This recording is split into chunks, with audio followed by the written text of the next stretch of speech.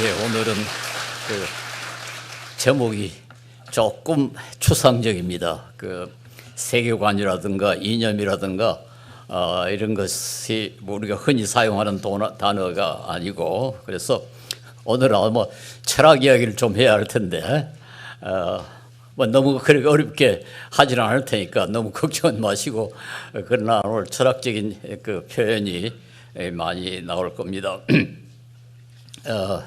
우선 뭐 서두로 이제 그 세계관이라는 것에 대해서 이게 최근에 일어나는 사상입니다. 말하면 19세기, 20세기에 이제 그 시작이 됐고, 우리나라에 도입된 건 아주 그 한 70년대 이후라고 말할 수가 있는데요. 지금 그 주로 미국, 네덜란드, 카나다, 그리고 한국 이런 나라에서 이 개혁주의 서클, 개혁주의라면 어제도 그 지난주에도 말씀드렸습니다만 뭐 칼빈, 우리 루터와 칼빈 두 분의 그 참 큰 종교 개혁자들이 계셨는데, 이제 칼빈 쪽, 칼빈은 하나님을 조금 저 성부 성자를 나누는 게 좀 우습습니다만, 루터 쪽은 예수님을 강조를 한다 할까요? 십자가, 구속, 죄, 그쪽에 그 초점을 두는 반면에 칼빈 쪽은 하나님, 하나님의 절대 주권, 그리고 온 우주를 창조하신 하나님이고 온 우주를 다스리는 하나님. 그러니까 루터 쪽은 조금 이원론적인, 이렇게 세상과 교회, 믿는 사람과 안 믿는 사람 이런 차이가 상당히 중요해지죠. 죄를 강조하다 보니까. 그러나 창조를 강조하게 되면은 하나님은 온 우주를 다 창조하시고 모든 사람을 다 다스린다. 그렇게 되니까 조금 덜 이원론적이라 그렇게 말할 수 있죠. 그래서 이 세계관 운동이라는 건 역시 그 칼빈주의 쪽, 말하자면 창조를 강조하는 그런 쪽 계통이라고 말할 수가 있는데, 이런 것을 강조하는 쪽을 리포엄드 처치라고, 개혁주의적 교회라 그렇게 말합니다.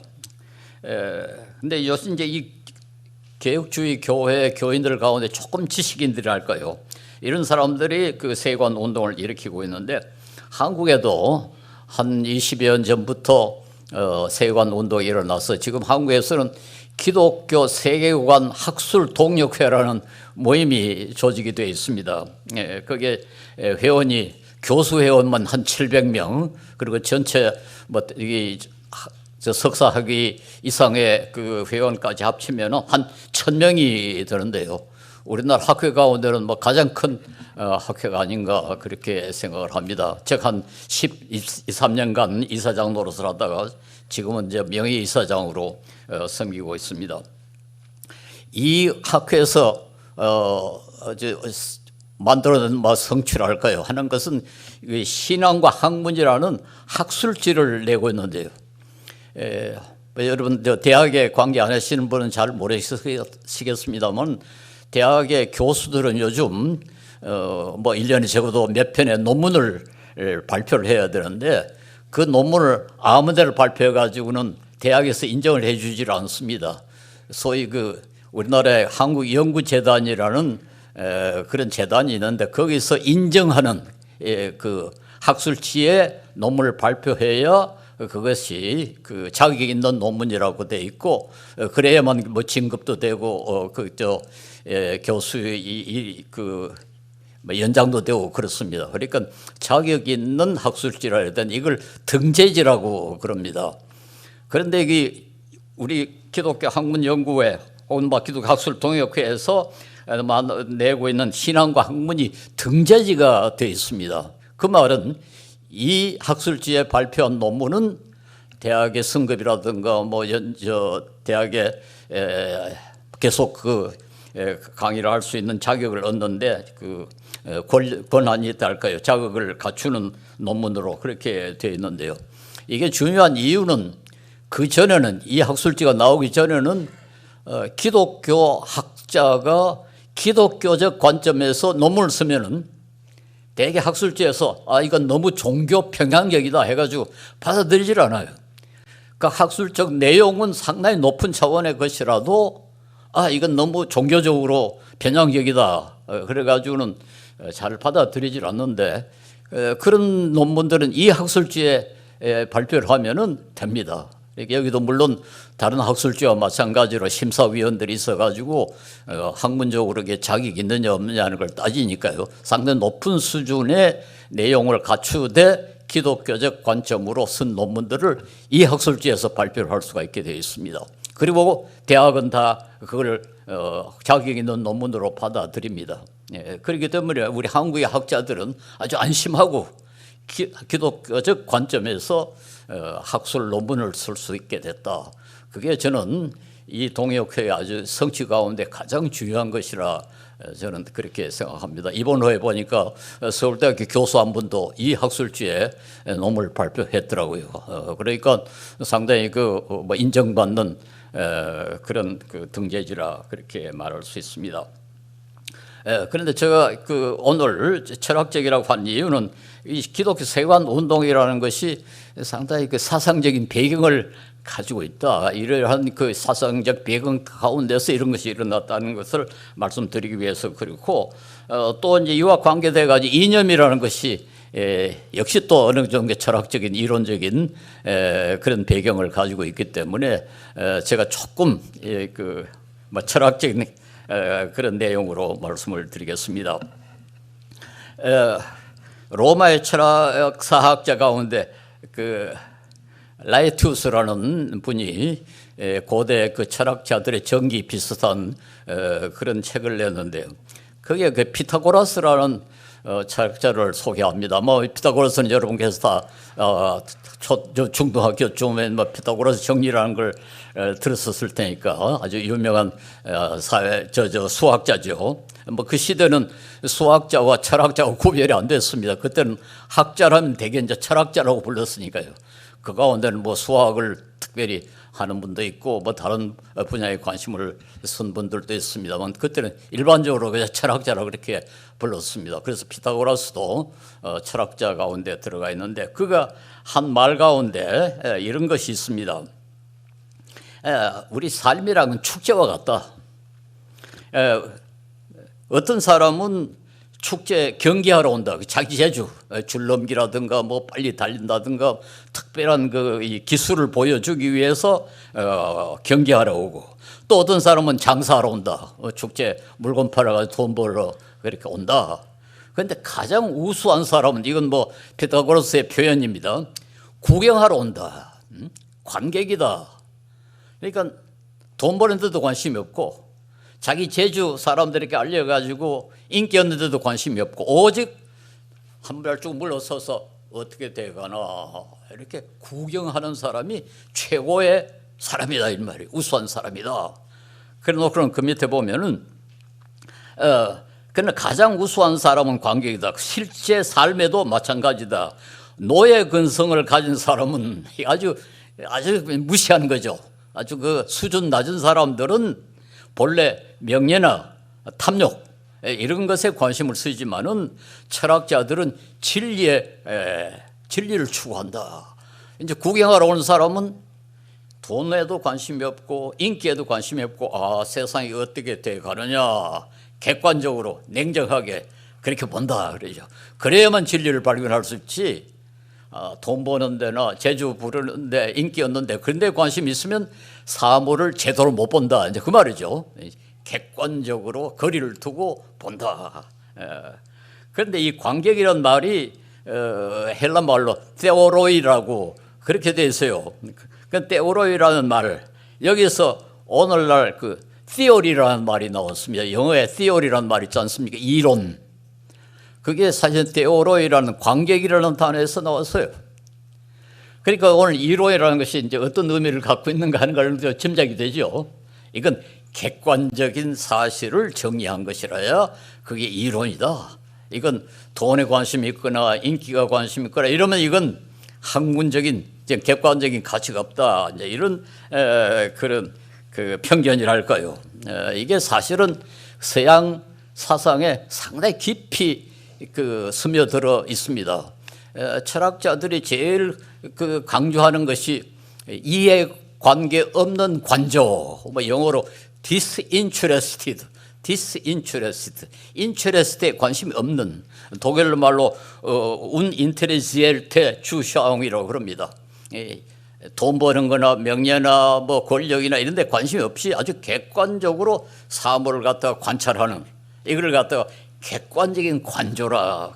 학자는 반드시 이래야 학자가 되는 거지, 학자가 돈에 관심이 있거나 무슨 권력에 관심이 있거나 인기에 관심이 있어서 그건 객관적으로 보지를 못한다. 그러니까 철학자는, 맞다, 학자들은 그렇게 거리를 둬야 된다, 이렇게 강조를 했어요.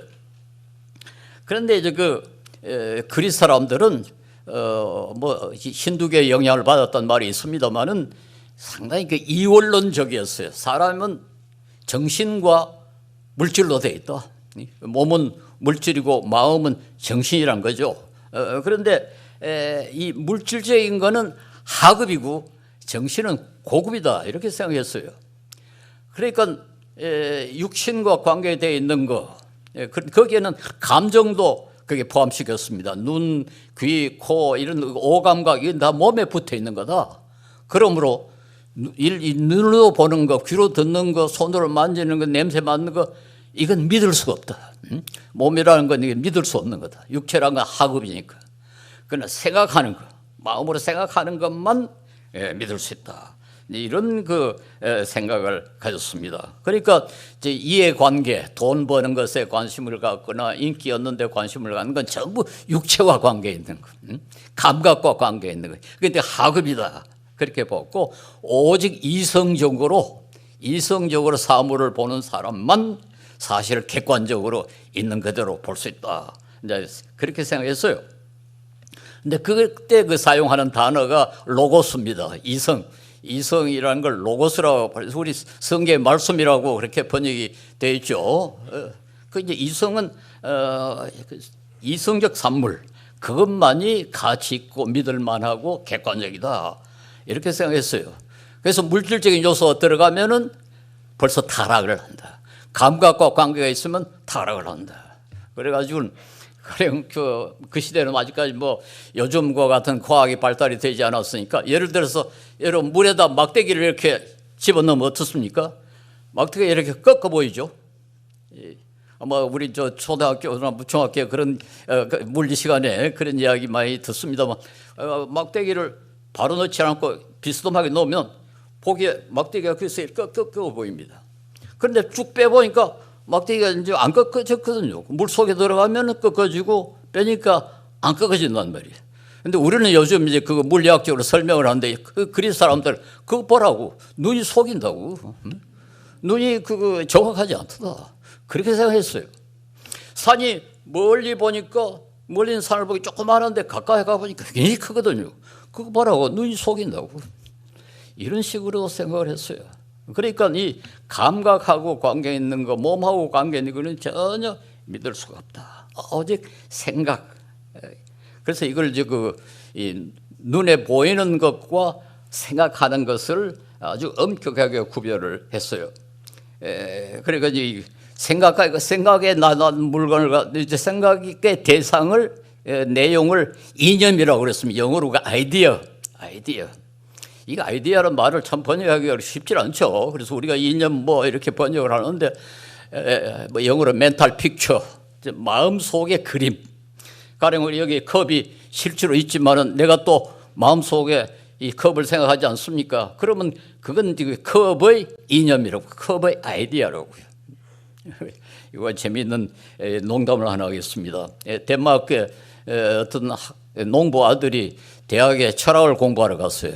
그러니까 첫 학기 철학 공부를 하고 나니까 굉장히 인상을 받아가지고는 여름 방학에 집에 와서 아버지하고 식사를 하는데, 어머니가 달걀을, 아버지 달걀 하나, 이제 아들 달걀 하나, 둘을 상위에 이렇게 내놨습니다. 그러니까 이 철학 공부한 아들이 자기 철학 공부한 걸 자랑하기 위해서, 아버지 여기 달걀이 몇 개 있습니까? 그러니까 농부 아버지가, 아니 2개지. 아니요, 4개입니다. 어떻게 4개냐? 책상에 상위에 2개 있죠. 아버지 생각 속에 이념으로 달걀 하나 있죠. 또 내 머릿속에 이념으로서 달걀이 있죠. 그래서 4개입니다. 그랬더니 아버지가 그거 참 잘 됐다. 너는 이념 달걀 먹어라. 나는 상해 달걀 먹었다. 그래 아버지가 다 먹어버렸어요.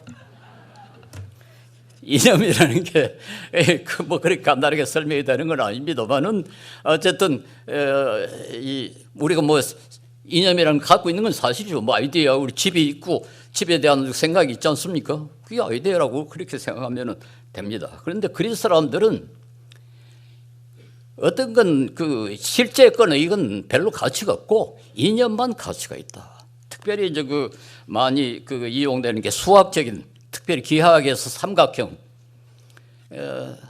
이 피타고라스나 그리스 철학자들은 책사에 뭐 저 종이에 그려놓은 삼각형은 가짜 삼각형이라고 그랬어요. 왜냐하니까 눈에 보이니까. 눈에 보이는 삼각형이 가짜 삼각형이다. 삼각형이라는 건 세 개의 변이 있고 세 개의 각이 있어야 되는데 이 선이라는 건 유클리드 기하에 의하면 두 점 사이의 최달의 거리를 뜻하지 넓이가 있으면 안 돼요.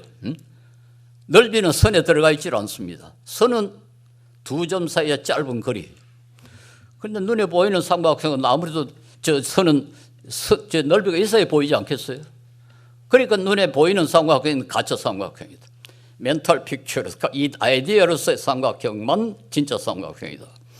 그래가지고 우리 지금도 우리 뭐 중고등학교에서 가령 예를 들어서 삼각형의 내각의 합이 180도라는 증명해라. 그러면 어떻게 합니까? 아니 내가 분도기를 재보니까 이렇게 세각을 이렇게 재가지고 합법이 180도입니다. 이렇게 답장을 쓰면 어떻게 합니까? 지금도 우리 그건 안 된다 그러죠. 그 삼각형의 내각이 180도라는 걸 증명해라. 그럼 저게 좀 저런 식으로 해야 됩니다. 지금 뭐 ABC 삼각형이 있는데 거기에 보면은 C에 보면은 그 대각이 뭐니 해가지고 평행선을 안에 뭐 선이 하나 지어지면은 대각이 어떻고 뭐 있죠. 우리 그렇게 배우지 않습니까? 그렇게 보니까 세 각이 합치면은 직선과 같다. 그러므로 180도 이렇게 해야지. 아니 내가 분도기를 재 보니까 몇 도인데 합쳐 보니까 180도입니다. 이러면 틀렸다고 그런다고요. 그런 의미에서 우리는 아직까지도 그리스적인 사고를 갖고 있어요. 눈으로 분도기를 재는 거 이건 눈으로 보는 거고요. 그러나 저렇게 대각을 평행선을 긋고 선을 연장해가 증명하는 것은 논리적으로 증명하는 거예요. 논리적으로 생각으로. 그래야 그게 진짜지. 눈으로 보고 뭐 귀로 듣고 차로 재고 하는 게 이건 임시방편이지 그건 진짜가 아니다. 이게 그리스 사람들의 사고방식이었어요. 적어도 그래서 이제 우리 어떤 의미에서 뭐 성경에 마음은 원유로 돼 육신은 약하도다. 그것도 역시 그리스 사상의 영향을 받았다. 이렇게 주장하는 신학자가 있어요. 뭐 우리 기독교 신학에서는 그건 인정하지 않습니다만은 그건 어쨌든 그런 생각이 그 시대에는 아주 치명적이었습니다. 그러니까 이제 그 바울 사도가 뭐 이 부활에 대해서 이야기하고 뭐 예수님에 대해서 이야기하니까 그리스 철학자 좀 웃기는 놈이다. 하나님이 어떻게 사람이 될 수 있느냐? 이 사람 몸이라는 게 천한데, 하나님은 관념적인 분이지 육체를 가지고 있지 않아야 되는데, 아니 사람이 됐다. 이건 말도 안 된다. 그래서 헬라 사람에게는 십자가의 도가 뭐랬습니까? 어리석은 것이라고. 어리석은 것. 그게 그때 도무지 그때 그리스 사람들에게는 이해가 안 되는 그런 상황이었습니다. 그래서 이 정신, 생각, 관념 이런 거로 이걸 그 재료로 삼고 거기에 관심을 쓰는 사람이 고급 인간이고 그게 철학자다. 그래서 그때 그 유클리드 기하학이라는 것이 뭐 그리스에 아주 중요하지 않습니까? 그래서 그리스 사람들은 수학이 이제 모든 학문 가운데 가장 높은 학문이라고 그랬어요. 네, 그래가지고 이 플라톤의 아카데미에는 수학하지 않은 사람은 들어오지 마라. 뭐 그런 글이 쓰여 있다. 이제 그런 말이 있습니다. 그때는 수학이야말로 이 물질적인 요소가 하나도 없는, 감각이 전혀 필요 없는 단순히 논리적으로만 할 수 있는 것이 있기 때문에 그게 최고의 학문이다. 이렇게 됐죠. 그런데 이제 이게 이 사상이 대변자 가운데 하는 사람이라고 할 수 있는데 아리스토텔레스, 이분은 뭐 상당히 또 앞서가는 그런 철학자였습니다만, 그분이 처음으로 이제 분류학이라는 그런 학문을 개발했어요. 분류학. 지금도 우리가 그걸 사용하고 있습니다. 예를 들어서 모든 존재하는 것을 둘로 나눴습니다. 뭔가니까 생물하고 무생물. 존재하는 모든 것은 살아있는 거, 죽은 걸 분류를 합니다. 둘로 딱 나눴습니다. 그 다음에 생물은 다시 동물과 식물을 낳습니다. 우리도 그렇게 하지 않습니까? 그 동물은 다시 뭐 포유류, 무슨 조류, 어류 뭐 이렇게 또 나눴습니다. 그런데 사람은 뭐냐? 동물인데, 사람은 동물인데, 그 동물 가운데 이 동물은 소도 있고 개도 있고, 근데 그러면 이 동물 가운데 사람의 특징이 뭐냐? 이성을 가지고 있는 거다. 그래가 사람을 어떻게 분류했는가 하니까 아니말 라쇼날레, 나전어로 이성을 가지고 있는 동물이다. 뭐 개나 소나 똑, 사람은 다 동물은 동물인데 다른 동물과 차이가 뭔가 이성을 가지고 있다. 그러니까 이성이라는 게 아주 중요하죠. 이성 때문에 사람이 짐승과 다르다. 이렇게 이제 분류를 했단 말이에요. 그러니까 이 이성을 이용하는 그런 사람은 고급 인간이고, 모든 사람은 그렇게 돼야 된다고 생각하고, 그래서 플라톤 같은 사람은 정치가도 다 이성을 주로 하는 사람이어야 된다. 그래서 소위 철인 정치 군주라는 말이 나왔습니다. 군주도 철학자가 군주가 돼야 된다. 왜냐하니까 철학자가 가장 고급 인간이니까, 이성만 가지고 활동하는 사람이니까 그 사람들이 진리를 가장 정확하게 알고 올바로 판단할 수 있다. 그러니까 그런 사람이 정치를 해야 되지 않느냐. 그래서 철학자가 군주가 돼야 된다 하는 주장까지 했습니다.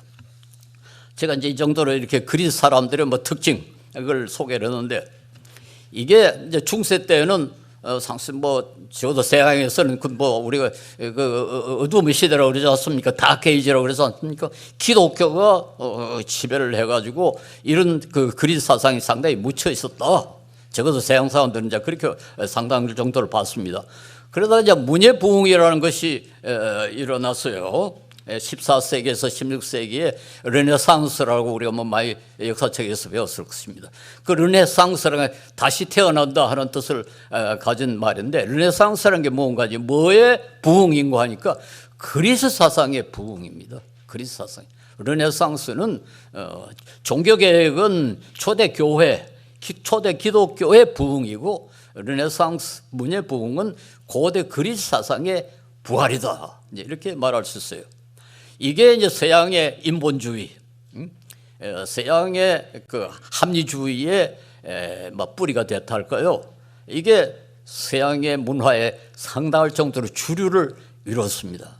그리고 기독교는 계속 이제 그 수동적인, 말하자면 이 방어적인 그런 위치에 싣고, 이 합리주의, 인본주의, 이게 이제 아주 공격적으로 인간만이 이성을 가지고 있고, 그 이성을 가지고 인간이 모든 것을 합리적으로 논리적으로 그렇게 해야 이 세상이 바로 된다. 그런 생각이 서양 문화에 상당히 오랫동안 주류를 이뤘다. 이렇게 말할 수가 있습니다. 이제 거기서 서양 사람들은 자기 문화의 우월주의, 이걸 우월주의, 문화 우월주의라고 그렇게 에스노센트리즘이라고 그러는데, 서양 문화 우월주의도 거기서 발생했습니다. 모든 인간은 다 원칙으로 합리적이 돼야 되고 이성을 사용해야 되는데, 서양 사람들이 제일 앞장서 있다. 우리가 제일 앞서가 있고 다른 문화들은 그 뒤에 따라온다. 그러니까 가장 뛰어난 문화는 서양이고, 그 다음에 중국이나 인도나, 그리고 그 다음에 좀 아프리카고, 그렇게 등수를 매겼어요. 그래서 모든 문화는 다 동일한 방식으로 발전하고 동일한 방향으로 나가야 되는, 더 합리적으로 그렇게 되어가야 되는데, 서양이 제일 앞장서 있고 나머지는 뒤에 따라온다. 이걸 우리가 문화 우월주의 혹은 에스노센트리즘이라고 그러는데, 이건 옛날에도 있었습니다. 우리 동양에는 중국 문화가 그렇게 생각하지 않습니까? 중국 사람들은 자기들은 문명국가고 그 외 사람들은 다 야만이라 그랬습니다. 우리 한국은 동이족이라 그랬습니까? 동쪽에 있는 오랑캐, 동이, 서룡, 남만, 북쪽에 있는 오랑캐, 남쪽에 있는 오랑캐, 서쪽에 있는 오랑캐, 네 개 오랑캐가 있어요. 오랑캐라고. 그러니까 한국은 동이족이니까 동쪽에 있는 오랑캐다. 그 말은 뭔가 하니까 문화적으로 뒤떨어져 있다. 그런 뜻이에요. 서양에도 마찬가지요. 그리스 사람들도 자기들만이 문화민족이고 이성을 사용하는 사람들이니까 나머지는 다 오랑캐다. 그 영어로 그 발바리즘이라고 그런데 그 헬라 말에서 나왔습니다. 발바로스라는 말은 뭐 쉽게 말해서 발발거린다 그 말이에요. 말도 할 줄 몰라가지고 발발거린다. 그래가지고 발바로스라는 말이 나왔다 할 수가 있습니다.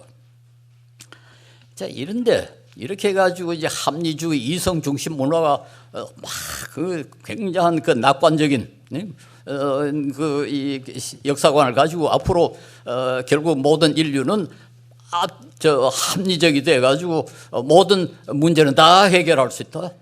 모든 악이라든가 뭐 부정한 건 다 해결할 수 있다. 이런 그 낙관적인 생각을 갖고 쭉 발전해 오다가 19세기에 와서 이제 문제가 생겨버렸습니다. 정말 그러냐? 여기에 대한 회의가 19세기에 일어나기 시작했어요. 그 중에 뭐 가장 대표적인 것이 니체라는 사람이죠. 무슨 소리냐? 사람이 그렇게 합리적이냐? 권력 의지. 권력 의지가 이성적인 거 이런 거 다 잡아먹어버린다. 그거 다 왜곡하고 이렇게 사람의 생각을 지배하는 것이 사실 이성이 아니고 권력 의지다. 이렇게 주장을 하기 시작했습니다. 물론 그 전에 루터도 이 이성 합리주의에 대해서 상당히 비판을 했어요. 루터가 그때 좀 입이 걸어가지고 아리스토텔레스는 그 죽은 개라 그랬어요. 죽은 개. 그리고 또 유명한 발언이 있죠. 창녀라 그랬어요. 이성은 창녀다. Die Vernunft, die Hü라는 아주 무서운 말이죠. 이성이라는 건 창녀와 같다. 창녀라는 건 이런 남자도 섬기고 저런 남자도 섬기는 게 창녀 아니냐. 이성도 그렇다. 이 사람을 위해서는 이성이 그 사람에게 유익하도록 논리를 만들고 저 사람에게는 저 사람에게 유익하도록 논리를 만드는 게 이성이니까 이성은 창녀다. 그런데 이걸 니체라는 사람이 이 사람은 무신론자인데 그걸 그대로 받아들였어요. 쇼펜하우어라는 사람은 생존의요, 생존의지. 독일 말로 빌레숨 레벤이라고 그러는데 생존의지 그게 이성보다 더 중요하다. 그게 이성을 좌지우지한다. 칼 마크스는 생산관계, 자본을 많이 가지고 있냐 적게 가지고 있냐 이게 그 이성적인 걸 다 지배해 버린다. 프로이드는 인간에게 무의식이라는 게 있다. 서브컨셔스라는 게 그게 사실은 우리 소위 이성적인 판단을 한다는 게 그게 왔다 갔다 한다. 그러니까 이성이 절대적인 게 아니고 권력 의지 혹은 생존 의지 혹은 경제적 생산 관계 혹은 무의식 이런 것들이 더 중요하다. 이렇게 주장을 하기 시작했어요. 이래가지고 이성의 권좌가 19세기에 와서 흔들리기 시작을 했습니다. 그런데 그 중에 이제 철학자가도 뭐 여러분이 이제 비슷한 그 상대주의적인 경향을 보이고 있는데 그 중에 딜타이라는 사람이 이제 세계관이라는 걸 내놓았어요. 어떤 철학 사상이라는 게 그게 합리적으로 객관적으로 이렇게 만들어낸 게 아니라 그가 속해 있는 문화의 세계관에 의해서 왔다 갔다 한다. 이런 세계관을 가지고 있는 사람은 이런 철학 이론을 만들어내고 저런 세계관을 가진 사람들은 저런 그 세계관을 만들어낸다. 저 철학을 만들어낸다. 철학 이론이라는 게 아주 객관적이고 중립적인 그 이성에 근거해 있는 게 아니라 그 사람이 속해 있는 공동체의 세계관에 의해서 영향을 받는다. 그 주장을 하기 시작했어요. 세계관이라는 걸 우리가 너무 복잡하게 생각할 필요 없습니다. 세계를 보는 눈입니다. 가령 불교 지역에서는 세상을 불교적으로 보고 유교 문화에서는 세계를 유교적으로 본다. 그러니까 종교가 사실 세계관에 상당히 많은 영향을 끼치고 있다 이렇게 말할 수 있죠. 물론 딜타에는 뭐 그렇게 주장하지는 않았습니다만 딜타에는 이런 세계관 저런 세계관 이런 걸 쭉 분류를 했어요. 근데 이건 뭐를 뜻합니까? 상대주의를 뜻합니다. 그 이성을 주장하는 건 상대주의가 아니죠. 이성은 절대적이고 객관적이고 중립적인. 그런데 세계관이라는 건 뭐 여기 이런 세계관 저런 세계관이 다 다르니까 세계관에 의해서 이론이 결정된다는 말은 상대주의고 다원주의. 그렇죠? 여러 가지 이론이 있을 수 있다. 그리고 어느 이론도 절대적이 아니고 상대적이다. 이런 생각이 19세기에 막 일어나기 시작했습니다. 그래서 이제 그때부터 이성이라는 말이 아주 좀 부정적으로 들리기 시작해가지고 요즘은 이 이성이라는 말을 별로 안 써요. 이성이라는 말 대신 그 합리주의라 그럽니다. 합리주의. 이성적이라는 말은 별로 안 쓰고 합리적이라는 말을 쓰고 그 합리주의라는 말을 많이 씁니다. 합리성이라는 말은 뭐 요즘 말하자면 효율성을 더 이야기하죠. 어떤 사람이 합리적으로 경영한다 하는 말은 무슨 말입니까? 자본이나 노동이나 이런 걸 다 감안했을 때 가장 많은 돈을 벌면은 그 합리적으로 경영한다 그럽니다. 그 모든 주어진 조건을 가장 효율적으로 사용하는 걸 합리적이라고 그런단 말이에요. 그러니까 돈 버는 사람의 합리성과 가령 뭐 어려운 사람을 돕는 것에 관심을 가진 사람의 합리성이 다 다르다고. 그래서 이건 이성의 상대적인 요소를 오히려 합리성이라는 말로 요즘 표현하는 그런 상황이 됐습니다. 이제 여기에서 따라오는 것이 문화 상대주의. 이제는 문화도 상대적이다. 옛날에는 이제 아까 이야기한 것처럼 서양 문화 우월주의에서는 모든 문화는 동일하게 발전하는데 서양 문화가 제일 앞장서 있고 그 다음에 아시아 문화가 따로 있고 그 다음에 아프리카 문화 이렇게 줄줄 따라간다 이렇게 했죠. 그 동일한 선으로 발전하는데 이제는 아니요. 이런 문화도 있고 저런 문화도 있고 저런 문화도 있고. 이걸 가장 극적으로 표현한 사람이 독일 태생 미국 문화 인류학자 프란츠 보아스라는 사람입니다. 이분은 에스키모 이 종족 가운데 이누이족이라고 있어요. 이제 상당히 큰 부족입니다. 여러분 혹시 밴쿠버에 가실 일이 있으면 그 민속박물관에 한번 가봤어요. 그 밴쿠버에 아주 큰 민속박물관이 있는데 거기 가면은 이누이의 문화에 대해서 엄청난 그 전시가 되어 있습니다. 그래서 이누이 문화가 꽤 뭐 그 특징을 가지고 있었는가 봐요. 그래서 이 보아스가 그 에스키모들 문화를 이제 연구하고 돌아와서 한 유명한 발언이 이누이의 문화는 서양 문화에 뒤떨어진 문화가 아니고 서양 문화와 다른 문화다. 이건 상당히 혁명적인 발언입니다. 그전에는 서양 문화가 제일 앞장서 그 외의 문화는 다 그 뒤에 줄줄 따라오는 후진 문화라고 생각했는데 보아스가 처음으로 천만의 말씀. 그건 뒤떨어진 문화가 아니고 다른 문화다. 여기서 다원주의, 상대주의, 문화인류학이라는 것이 발달되기 시작했습니다. 그래서 오늘 문화인류학은 완전히 상대주의적입니다.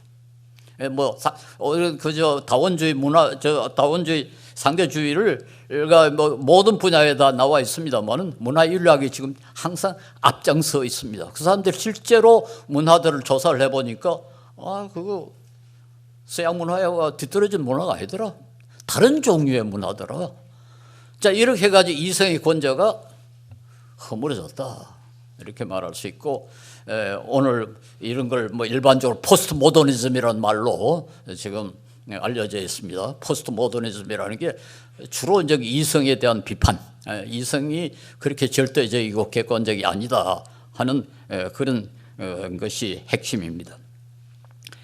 이런 문화적 변화에 아주 민감한 신학자가 바로 아브라함 카이퍼라는 네덜란드 자유대학을 설립한 신학자요, 정치자요, 문필가고 뭐 언론인이라고 할 수 있는데 이분이 그리고 또 그의 영향을 많이 받은 철학자 도여벨드라는 아주 상당히 훌륭한 철학자입니다. 이분들 그리고 이제 그분들을 따르는 그것이 개혁주의 학자들이 기독교 세계관이라는 걸 주장하기 시작했어요.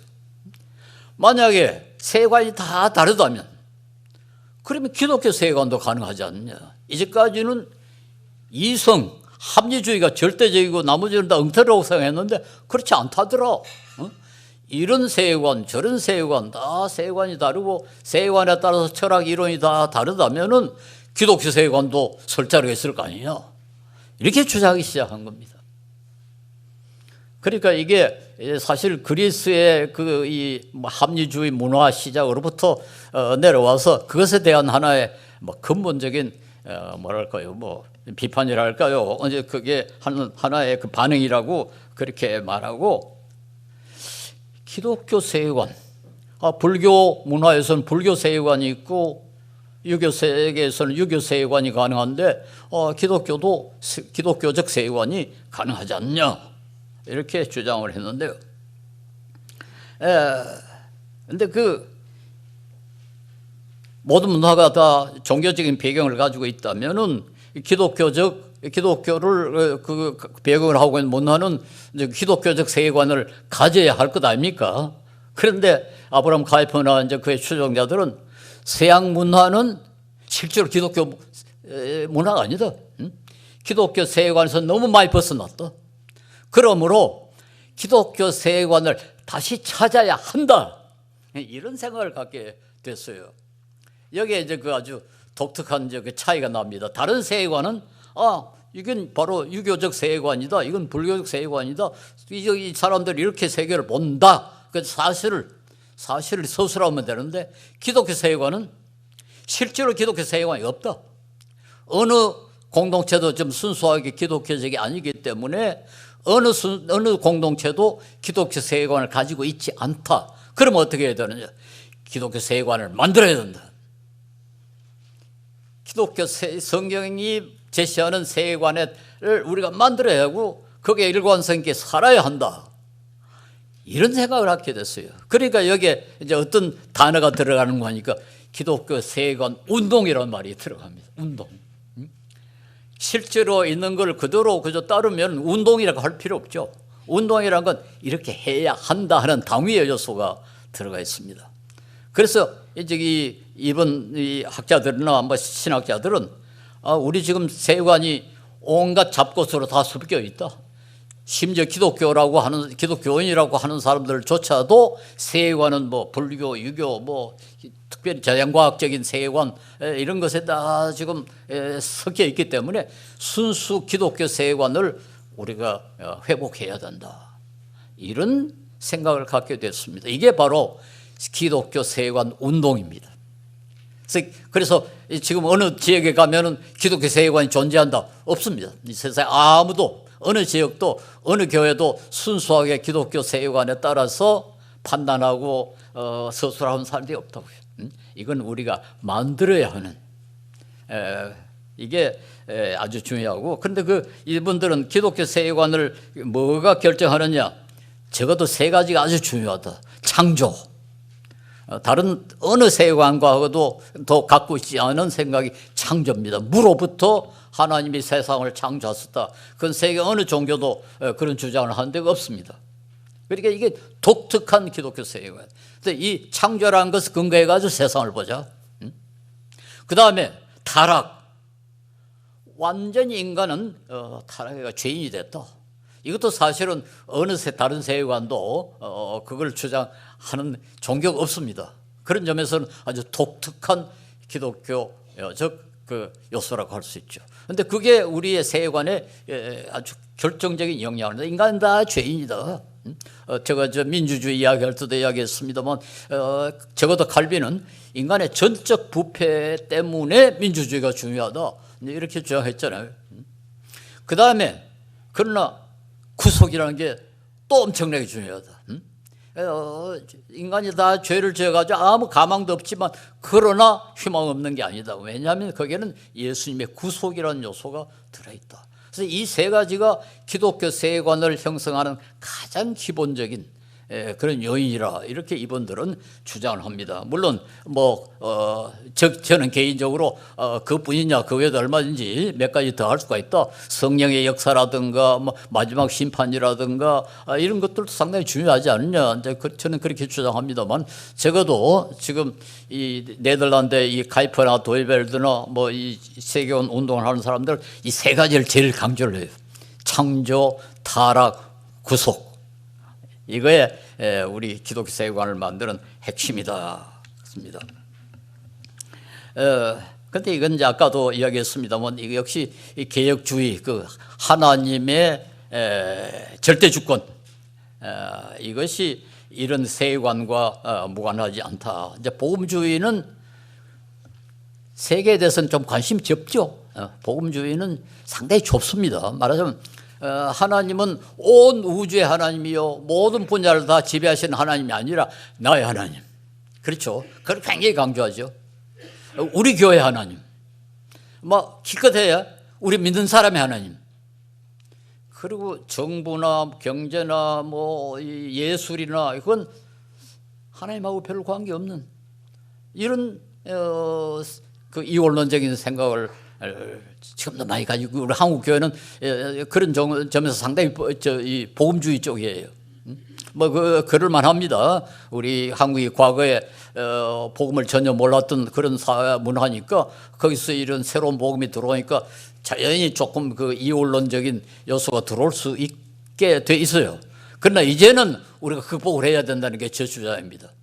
적어도 기독교가 한국의 제일 큰 종교가 됐고 이제는 이 공적 영역이라는 것이 너무 커져 버렸다. 이제까지 우리 신앙이 너무 사적인 영역, 나의 하나님, 나의 예수님, 우리 하나님 그 정도로만 생각했지만은 온 우주의 하나님, 가령 대한민국 정부의 하나님, 우리 경제의 하나님, 삼성의 하나님 이건 생각도 못 하잖아요.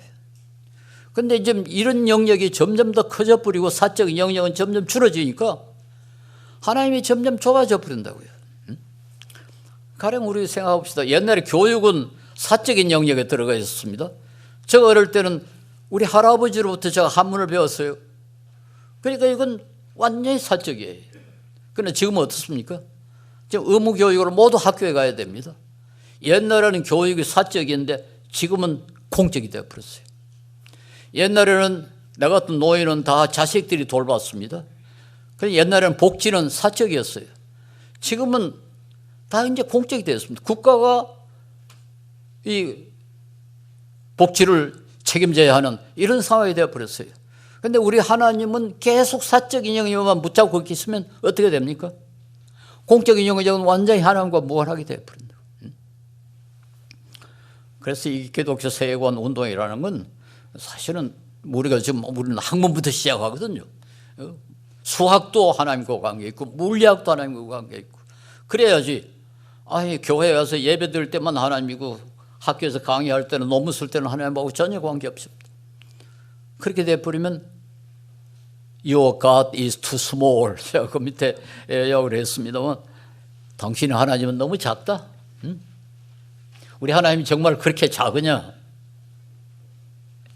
그 아브라함 카이퍼의 그 유명한 발언이 있습니다. 인간 존재의 전 영역에서 그의 모든 것의 주권자이신 그리스도께서 내 것이다 라고 외칠 수 없는 것은 한 뼘도 없다. 그리스도가 모든 것의 주인이라면 그리스도는 모든 것이 내 것이다 해야 되는데 그렇게 할 수 없는 영역이 없다. 그 말은 모든 영역은 다 그리스도의 통치하에 있다. 그런 하나님을 섬겨야 될 거 아니냐. 또 그런 관점에서 우리가 세계에 책임을 지고 세계를 봐야 될 거 아니냐. 그러니까 우리는 교육에 대해서도 성경적으로 생각을 해야 되고 정치를 어떻게 해야 될 것인가, 경제를 어떻게 해야 될 것인가, 예술을 어떻게 해야 될 것인가, 이것도 기독교적 관점에서 하나님의 입장에서 생각해야 되지 않느냐. 이게 기독교 세계관 운동입니다. 그런 점에서 이건 성경적이라고 저는 생각해요.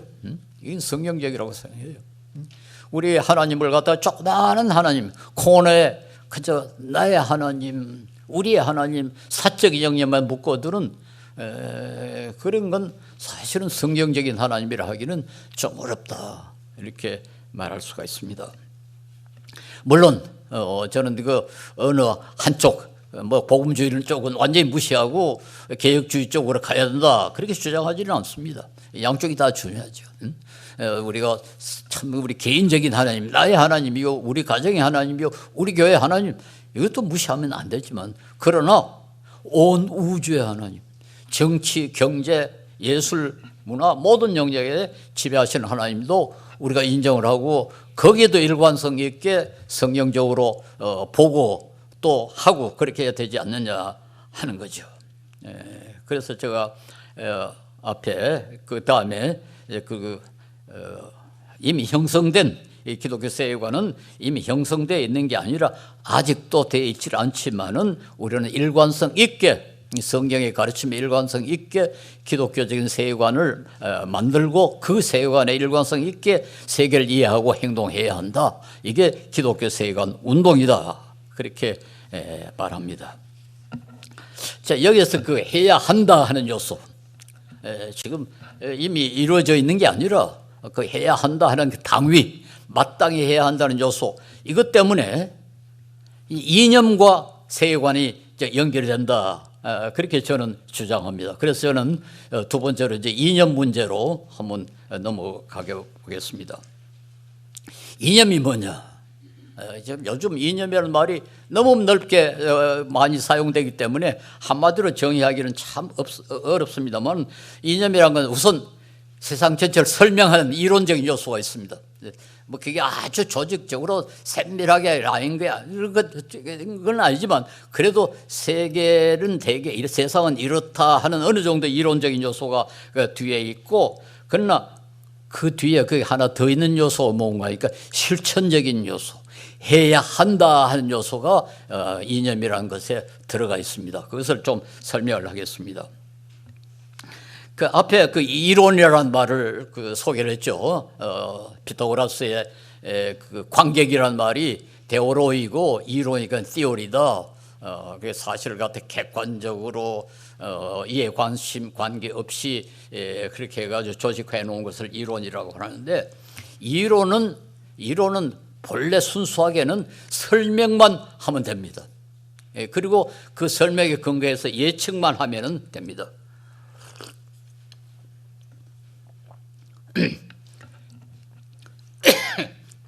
설명이라는 말이 무슨 말인가 하면, 과학에서는 가령 아침에 일어나 보니까 물이 꽝꽝 얼었다. 왜 얼었느냐? 설명하면 이렇게 됩니다. 모든 물은 온도가 0도 이하에 되면 언다. 그런데 어젯밤에 온도가 0도 이하로 내려갔다. 그러므로 이 물이 얼었다. 그럼 설명이라고 합니다. 이걸 explanation이라고 합니다. 원칙으로 자연과학은 모두 설명을 위한 겁니다. 어떤 현상이 일어났다. 왜 일어났느냐? 일반적인 법칙이 있고 구체적인 경우가 있어가지고 가령 모든 물은 0도 이하 되면 언다는 건 일반적인 이론이고, 어젯밤에 온도가 0도 이하로 내려간 특수한 상황입니다. 그건 일반적인 원칙에 특수한 상황이 들어가면 어떤 결론이 나온다. 그걸 가지고 설명하는 겁니다. 근데 그것을 근거해서 이제 예측을 합니다. 무슨 말인가 하니까, 오늘 밤에 온도가 0도 이하로 내려간다 하더라. 그러면 내일 아침에 물이 얼 것이다. 그러면 예측이 됩니다. 그러니까 설명과 예측은 서로 연결이 되어 있습니다. 그것이 이론의 본질입니다. 이론은 곧을 끝나요. 그래서 모든 과학은 원칙으로 설명과 예측에 국한되어 있습니다. 그런데 이념은, 이론 아닌 이념은 거기 하나 더 뭐가 들어갑니다. 그게 뭔가 해야 한다, 뭐를 바꿔야 한다 하는 게 들어가 있습니다. 그래서 이제 어떤 분은 그 이념을 A political theory with mission, political theory인데 정치를 설명하는 theory인데 거기 하나가 들어가 있는데 미션이 들어가 있다.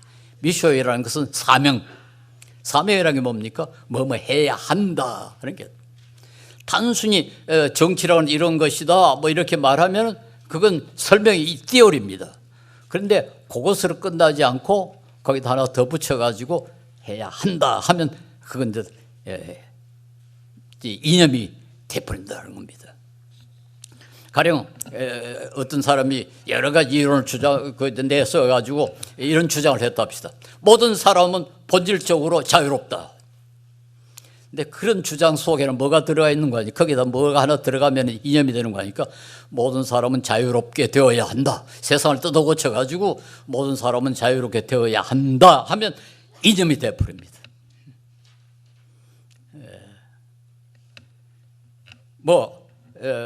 모든 사람은 평등하다. 여러 가지 상황을 고려를 해보니까 모든 사람은 평등하더라. 주장한다 합시다. 그런데 거기에 이제 어떤 요소가 함축이 되는 거니까.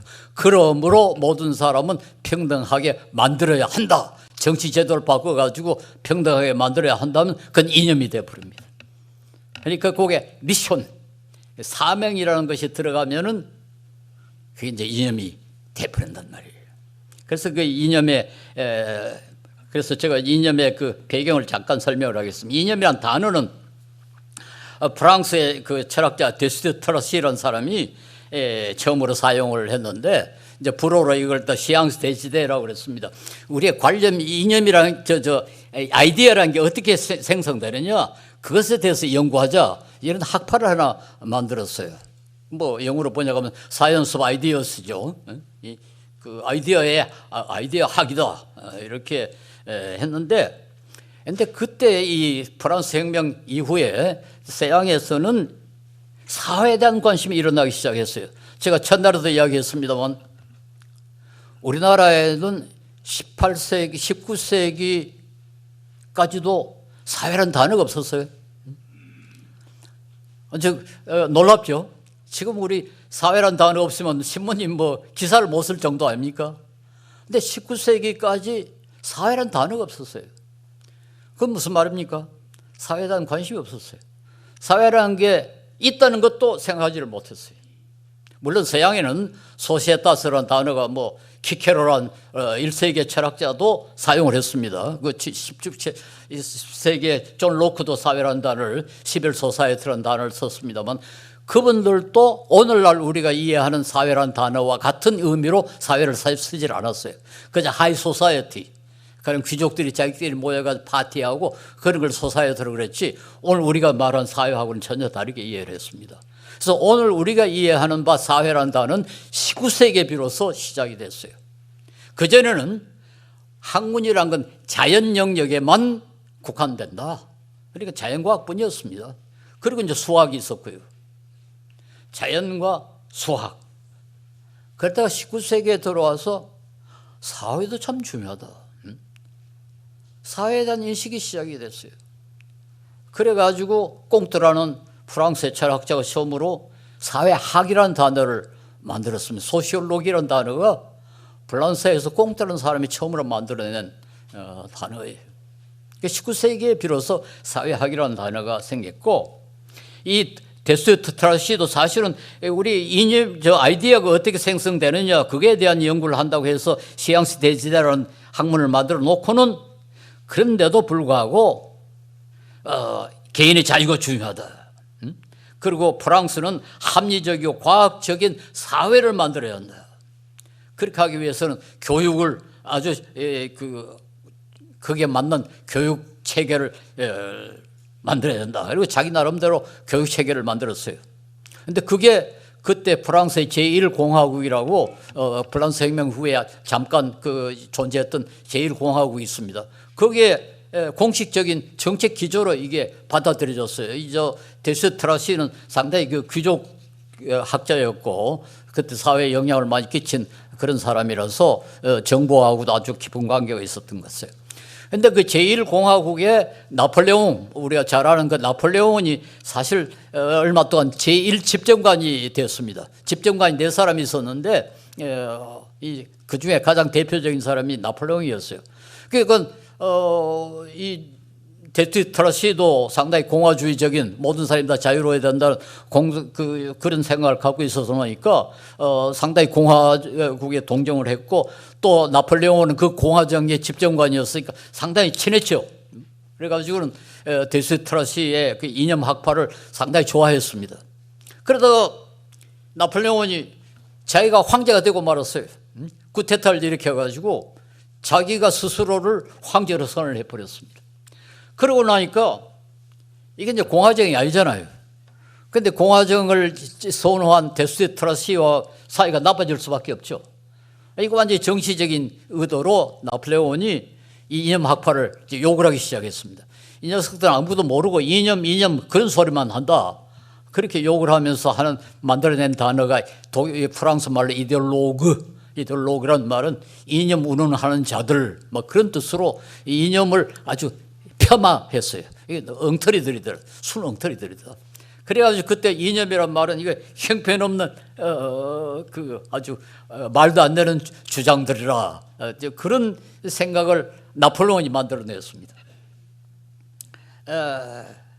그런데 이게 나중에 이제 칼 마크스가 요 부정적인 의미, 이념이라는 것을 부정적으로 이해하는 그것을 그대로 수용을 했어요. 그래서 나폴레온 칼 마크스는 자기의 이론은 theory, 아까 피타고라스 설명할 때 제가 말한 그 theory라는 게 있잖아요. 객관적이고 중립적이고 정확한 그 자기 이론은 독일말 비센샤프트 아니 theory고 자기 이론과 맞지 않는 건 모두 이데올로기라고 그랬습니다. 그러면서 그 이데올로기라는 건 거짓 의식이다. 그러니까 제대로 엉터리들이다. 그리고 여기 제가 오늘 여기 표현을 못했습니다만 나전으로 카메라 옵스쿠라 암실이라고 그랬어요. 이 암실이란 말이 무슨 말인가 여러분 연세 좀 많은 분들은 아실 겁니다만 옛날에 사진을 찍을 때 이렇게 뭐를 뒤집어 쓰고 이렇게 찍지 않습니까? 그건 그 사진기에는요 상이 거꾸로 나옵니다. 사람이 바로 서 있으면 여기 그 암실의 글라스에는 거꾸로 서 있는 게 이렇게 나와요. 뭐 그걸 경험하신 분도 계실 겁니다만 옛날 사진기는 그럴 수밖에 없어요. 그걸 암실이라고 그랬어요.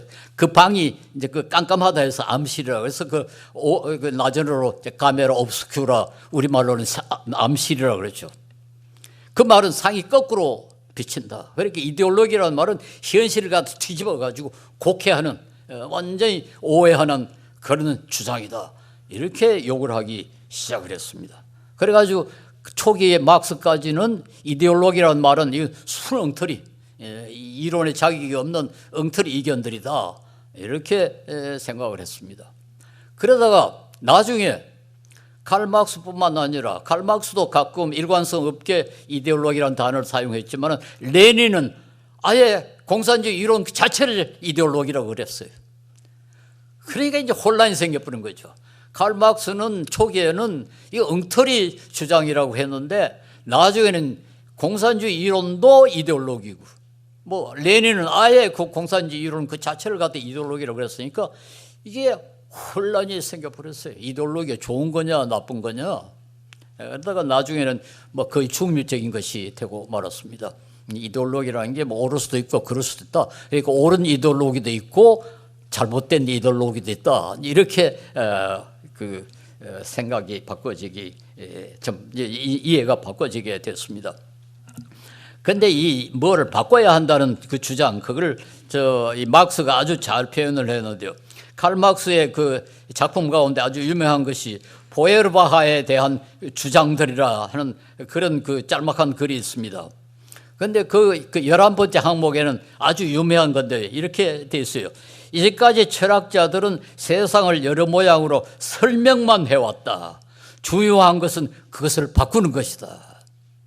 아까 제가 설명이란 말 들었죠. 물이 왜 어느냐? 뭐 모든 물은 0도 이하가 되면 언다.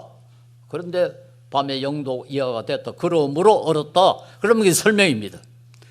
그런데 이제 막스는 이제까지 철학자들은 그런 일만 해왔다. 세상을 설명만 해왔다. 그런데 그거 가지고는 안 된다. 중요한 것은 바꾸는 것이다. 그래서 거기 아까 내가 이야기한 미션, 사명이라는 요소가 들어가 버린다고요. 잘 설명했으면 그 설명에 맞도록 세상을 바꿔야 될 거 아니냐. 그렇게 해서 그 이데올로기, 이념의 실천적인 요소, 사명적인 요소가 들어가 버렸습니다. 자, 이렇게 되니까 아까 제가 지금 이제 기독교 세계관 이야기할 때와 비슷하게 뭐 해야 한다 하는 요소가 들어가 있죠. 단순히 설명만 하는 게 아니라 설명에 근거해 가지고 세상을 바꿔야 한다. 이게 이제 오늘의 이념의 아주 중요한 특징이 되어버리고 거기에 종교적인 요소가 들어가는 거예요. 일종의 종교. 종교라는 건 단순히 설명만 하는 거 아니잖아요. 우리 기독교 세계관도 마찬가지 아닙니까? 세계는 하나님이 이렇게 창조하셨다. 그리고 이제 이렇게 세상이 되어 있다. 그러므로 우리는 어떻게 해야 한다 하는 요소가 들어있는데 이념도 이제 그런 식이 되어버렸어요. 그러니까 종교적인 요소가 이념에 들어가 있다.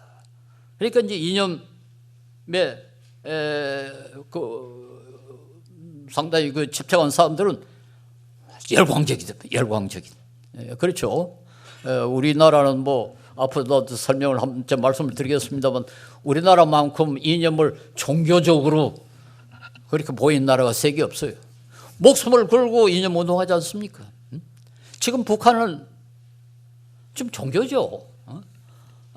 북한의 이 국민들 김정은 이렇게 나올 때 막 사람들 열광하고 이렇게 하는 걸 그게 정상이 아니죠. 옛날에 우리나라의 그 사교 이 교주들 나오면 막 이 구함을 치는 거와 비슷한 이런 상황이 돼버렸다고요. 그러니까 이념이라는 게 이게 단순히 객관적으로 그렇다 하는 이론이 아니고 종교적인 열정을 가지고 인류의 구원을 위해서 해야 한다 하는 그런 열정이 그 속에 들어가 버린다. 이게 이념의 특징이라고 말할 수 있습니다. 요즘은 이제 조금 뭐 북한과 같은 공산주의 이론 같은 제 이념과 같은 건 많이 줄여져 버리고 요즘은 이제 그와 유사한 그런 형태를 요즘은 이념이라기보다는 이념적이라고 그저 형사로 그 좀 이념적이다 그렇게 많이들 사용을 합니다. 제가 잠깐 그 공산주의의 그 약점이랄까요, 그 막스의 이데올로기의 약점을 잠깐 말씀드리겠습니다. 제가 이제 한때 종북 좌파로 몰려졌어요. 우리 홍정일 목사도 종북 좌파고 저도 종북 좌파라고 해가지고 마치 제가 좀 이 좌파에 동조하는 것처럼 더군다나 공산주의에 동조하는 것처럼 오해를 받았는데요. 뭐 전혀 그렇지 않습니다. 그 막스주의의 가장 큰 약점 가운데 하나가 이제 어떤 이론을 만들어 가지고 세계를 보니까 세계가 자기 이념과 똑같질 않아. 그 막스주의가 역사를 보는 눈이 있잖아요. 뭐 자본주의가 이 사유재산을 인정했다가 그 다음에는 그 어느 정도 수준이라면 반드시 혁명이 일어난다 그랬어요. 그래가지고 모든 사람이 다 재산을 공유한다. 이제 뭐 여러 가지 그 역사적 발전 과정을 다 예측을 해놨다고요. 근데 실제로 보니까 그렇지 않아. 그러면 어떻게 해야 됩니까? 이론을 수정해야 될 거 아닙니까? 그럼 사실 그렇지 않으면 그럼 바꿔야죠. 그런데 이 이념적이 되어버리면 어떻게 되는 거니까 이론이 잘못된 게 아니라 이놈은 세상이 잘못됐다. 이렇게 되어버린 겁니다. 그러니까 이론을 바꾸는 게 아니라 세상을 바꿔야 돼. 이걸 저는 프로크루스트 침대라고 그러는데 프로크루스트 침대라는 건 여러분 뭐 들어보셨겠습니다. 그리스 신화에 나오는 이야기입니다. 어떤 여관 주인이 침대를 하나 만들어 놓고는 손님이 와서 이제 자야 될 거 아닙니까? 그 침대 누워보라고 하니까 손님이 침대보다 짧으면은 잡아 당겨가지고 침대 길이에 손님을 맞추고 어떤 손님은 너무 키가 커가지고 침대보다 더 크면 잘라버리고 그러니까 침대를 사람에게 맞추는 게 아니라 사람을 침대에다 맞추는 그런 이야기가 나와요. 이걸 갖다 프로크루스트의 침대라고 그럽니다. 막스주의가 그런 오류를 사실은 범합니다. 막스의 이론에 의하면은 이건 반드시 가령 사유재산을 없애버리면 사람이 욕심이 없어져야 된다. 그렇지 않습니까? 왜 우리가 욕심을 갖습니까? 내 거라는 게 있으니까 욕심이 있지. 내 거 없으면 왜 욕심을 갖겠습니까? 그 논리적으로 그렇다죠. 그래서 막스는 이 사유재산 때문에 자본주의라는 게 생기고 자본주의가 이게 사람을 갖다 불행하게 비참하게 만드는데 사유재산 제대로 없애버리면 아무도 욕심이 없어진다. 그래서 모든 사람은 자기 능력만큼 생산하고 필요한 것만 소비한다. 아주 유명한 그 모토죠. 능력만큼 생산하고 필요한 것만큼만 사용한다. 그렇게 돼야 되는데 사유재산 제도를 없앴는데도 불구하고 욕심 부리는 놈이 있단 말이에요. 이건 이론 안 맞잖아요. 그러니까 이론을 수정해야 하는 게 아니라 욕심 부리는 놈이 이거 아직까지 자본주의 잔재가 남아있어서 저렇다. 여러분 없애버려야 된다. 이게 이제 그 독재를 불가피하게 만듭니다. 모든 공산주의가 독재로 끝나는 이유가 바로 여기에 있습니다.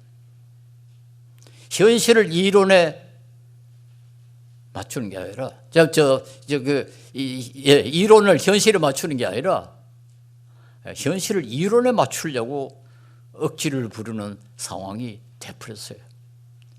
이게 사실은 참 심각한 겁니다. 네, 그래서 이걸 갖다가 좀 여러 가지로 바꾸려고 하는데 그게 잘 안 돼요. 그렇게 칼 포퍼라는 사람이 그 공산주의의 도덕을 갖다가 도덕적 미래주의라고 그러는데, 공산주의는 뭐가 옳고 무엇이 그런가 그게 대한 객관적인 기준이 있는 게 아니고 미래 사회, 자기들이 생각하는 이상적인 사회에 도움이 되는 것은 선이고 거기에 방해되는 건 악이다. 도덕적인 기준이 객관적으로 존재하는 게 아니에요. 미래 사회가, 즉 공산 사회가 그게 표준입니다.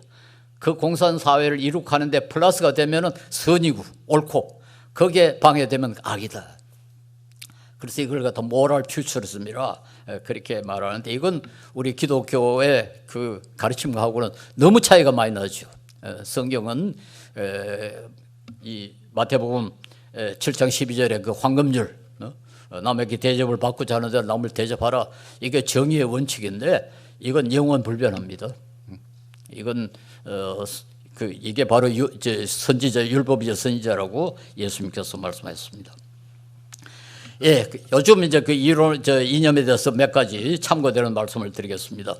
최근에 그 많은 영향력을 행사한 토마스 피케티라고, 여러분 다 신문에서 보실 겁니다만, 프랑스의 좀 지성인이죠. 경제학자고, 이 사람은 조금 그 진보적인 그런 사상가입니다.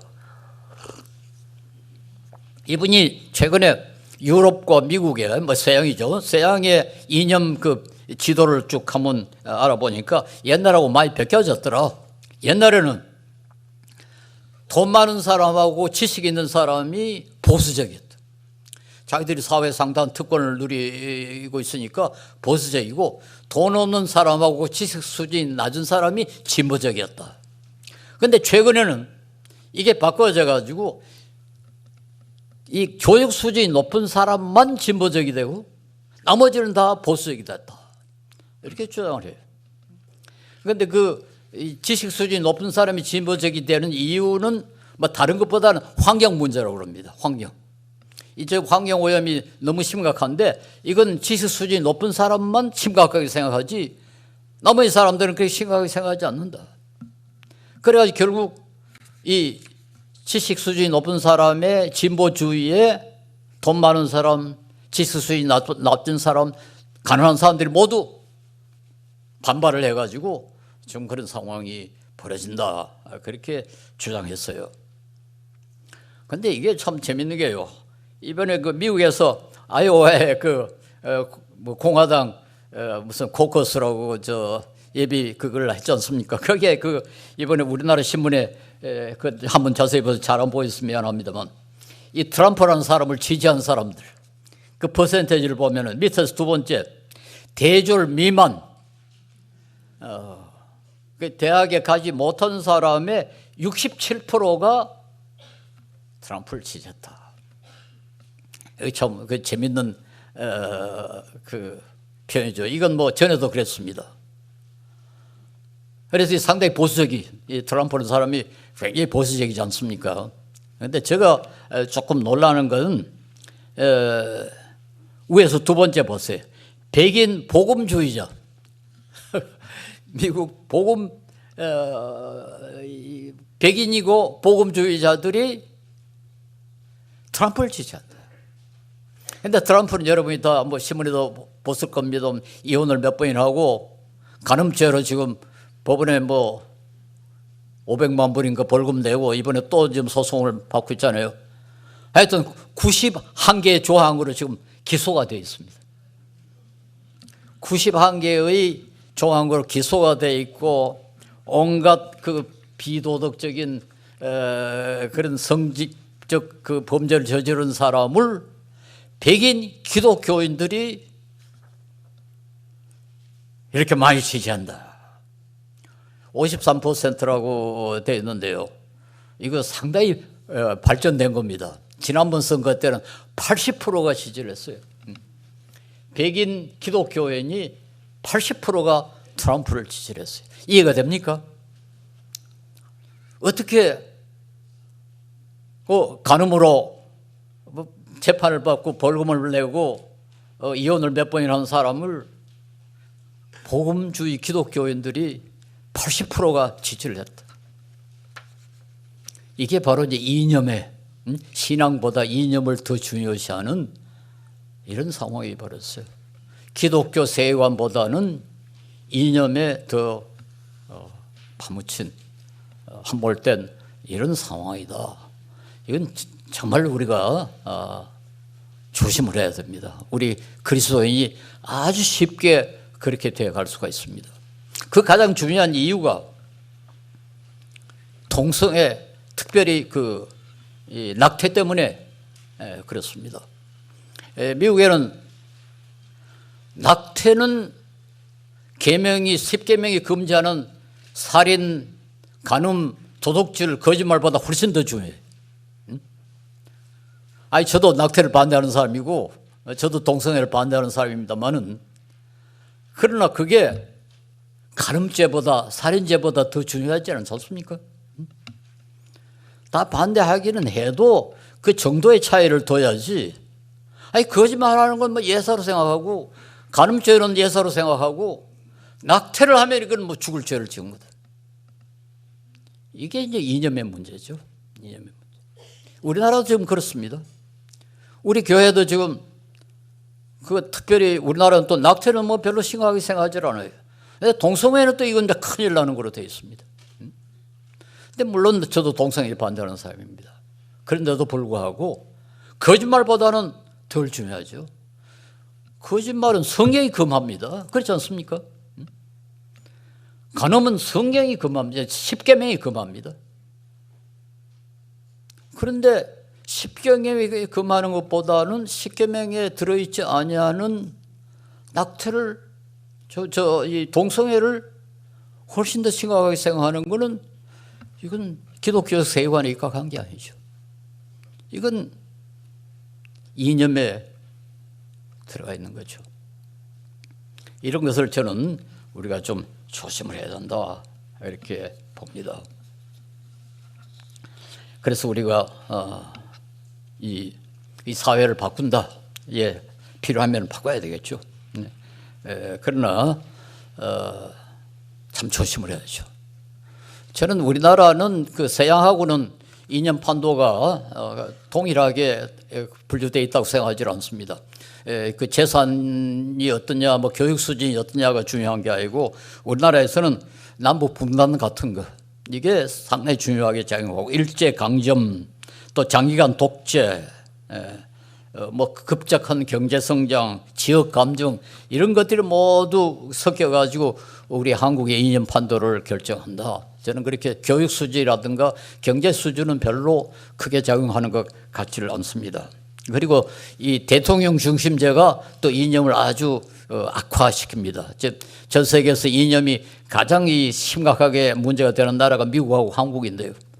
두 나라가 다 대통령 중심제, 승자 독식 이게 또 이 상당히 중요한 영향을 미치는 것 같아요. 그래서 저는 이건 좀 바꿔야 되지 않냐, 이런 대통령 중심제를 바꿔야 되지 않냐, 뭐 이건 뭐 여러 문제입니다. 근데 우리가 이념을 극복할 이념에 반대할까요? 이념과 다른 그 태도는 뭘까? 저는 실사구시라 그렇게 생각합니다. 실사구시. 이걸 갖다 포펄한 철학자는 점진적 개혁, 영어로는 피스밀 엔지니어링이라고 그러는데 이건 뭔가니까 어떤 청사진을 만들어 놓고 세계를 갖다 완전히 세상을 바꾸자는 게 아니라 뭐가 잘못됐는가 그것만 조심스럽게 바꿔나가자. 여기 보니까 요거 좀 잘못됐더라. 그것만 조심스럽게 바꾸고 여기서 또 뭐가 잘못됐으면 그거 조금 바꾸고 그렇게 바꿔나가야지. 이걸 청사진을 만들어가지고 세상을 완전히 바꾸자. 이건 저는 굉장히 건방진 태도라고 생각합니다. 왜냐하니까 세상은 너무 복잡합니다. 우리 인간의 지식은 너무 한정되어 있습니다. 마치 우리의 청사진대로 세계를 바꿀 수 있다고 생각하거나 우리의 청사진이 아주 절대로 옳다고 그렇게 생각하는 것은 이건 지나친 교만이다 이렇게 생각합니다. 한때 우리 사회과학에서 역사주의라는 것이 있었어요. 그게 뭔가 하니까 역사가 어떻게 발전하는가 그 패턴 그걸 발견해가지고 그 패턴에 근거해서 미래를 예측하는 겁니다. 과거에 이렇게 역사가 이렇게 발전했으니까 앞으로도 그렇게 발전을 할 것이다. 과거에 이렇으니까 앞으로 이럴 것이다. 예측을 했어요. 이거 예측이 가능하다고 주장하는 이론을 갖다 역사주의라고 그랬습니다. 영어로 히스토리시즘이라고 그랬습니다. 요즘 다 없어져 버렸습니다. 왜냐하면 안 되거든요. 역사에는 그런 패턴이 없습니다. 그러니까 패턴도 없는데 어떻게 미래를 예측합니까? 인간의 지식은 너무너무 한정되어 있습니다. 그리고 세상은 너무 복잡합니다. 그래서 우리는 겸손해야 됩니다. 제가 늘 예를 듭니다만 이 세상에 물은 과학에서는 물리학에서는 물은 H2O라고 그러지 않습니까? 수소 2분자, 산소 1분자로 되어 있다. 이 세상에 그런 물은 없습니다. 최근에 보니까 뭐 순수 물이라는 걸 이 반도체를 위해서 만들어냈다고 우리나라가 그걸 만들어냈다고 그러는데요. 거기도 틀림없이 자것이 섞여 있을 겁니다. 모든 물은 그 애기 오줌도 들어가 있고 비눗물도 좀 들어가 있고 뭐 풀 섞은 것도 들어 있고 모든 실제하는 물은 H2O가 아닙니다. 정제하고 또 정제하고 아무리 정제해도 H2O를 만들기는 참 어렵습니다.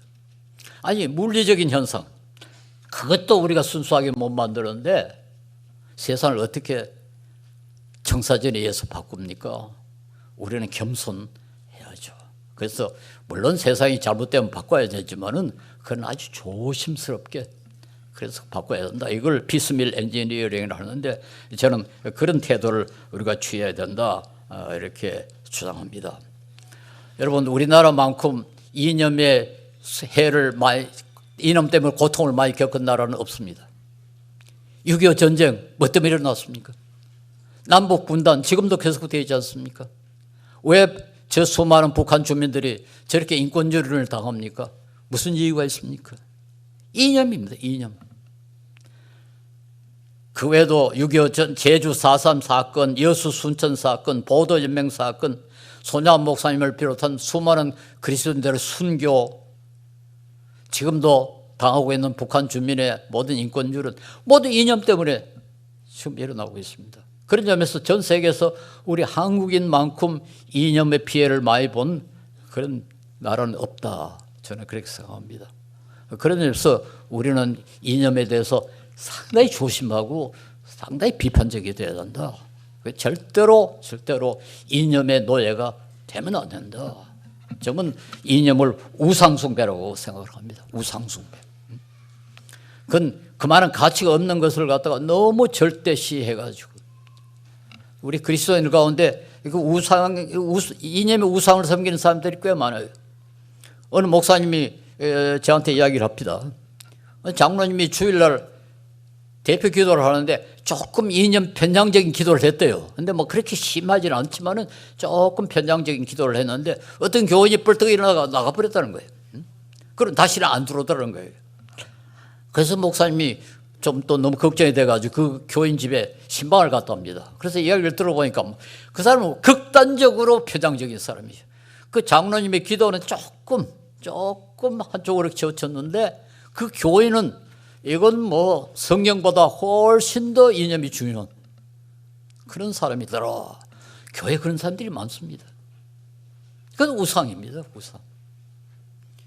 그래서 우리는 그리스도인만은 부디 우파 좌파, 아니 우리가 우파도 될 수 있고 좌파도 될 수 있습니다. 그 자체가 잘못된 게 아닙니다.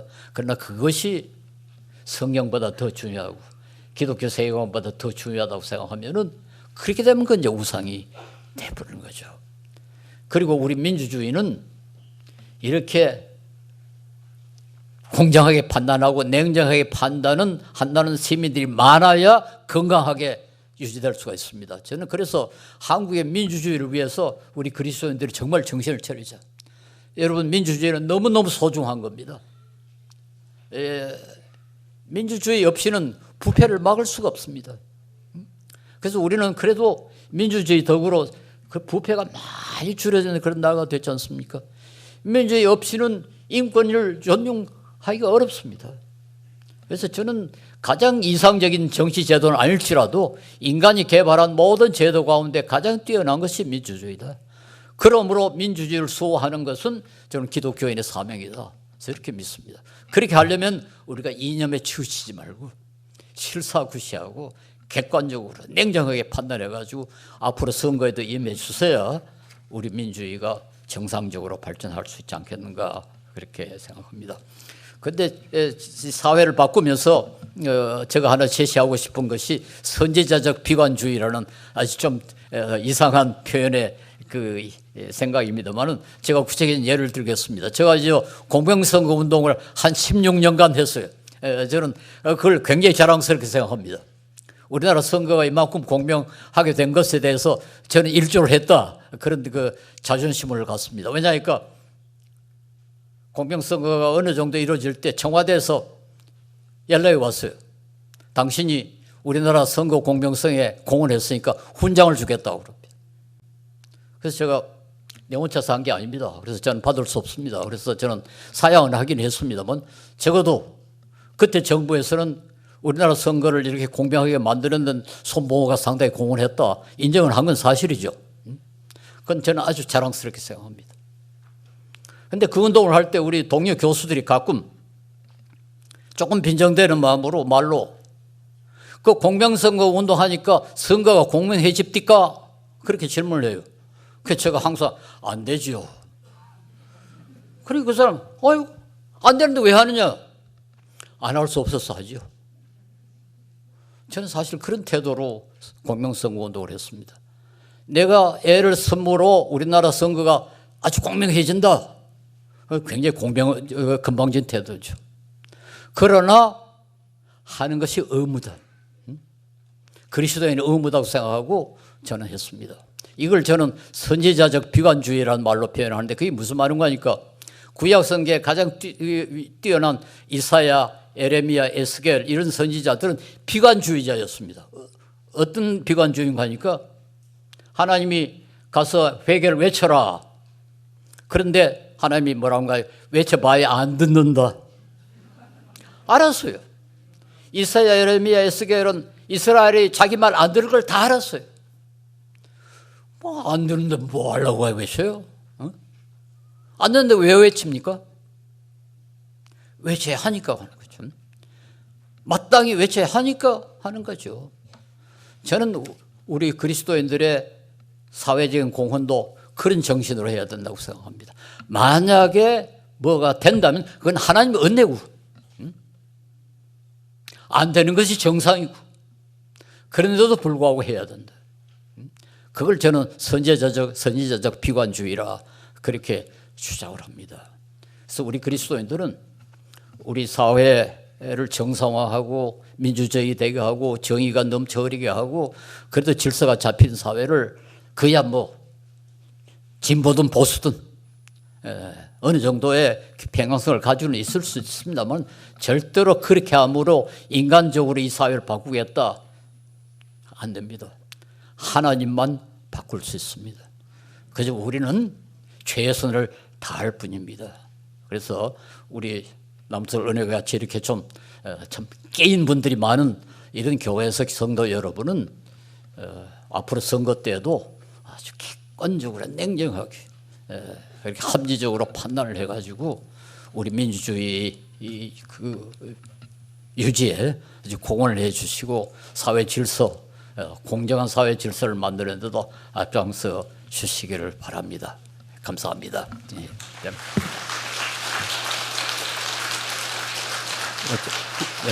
잠깐 기도하고 마치겠습니다. 걸어가신 주님이여, 죄인이 당신의 귀한 성도들 앞에서 여러 가지 말을 많이 했습니다마는 주님의 거룩하신 뜻에 어긋난 것이거든 용서하시고 귀한 종들의 마음에서 잃어버리게 하여 주시옵소서. 그러나 주님의 뜻에 합당한 것이 있거든 주님께서 성도들의 마음속에 성령으로 역사하여 주셔서 주님의 영광을 위하여, 주님의 사랑을 실천하기 위하여, 주님의 공의가 넘쳐흐리게 하기 위하여 좀 용기를 주시고 힘을 주셔서 이 세상에 소금과 빛이 되는데 부족함이 없게 하여 주시옵소서. 예수님 이름 받들어 기도 올려옵나이다. 아멘.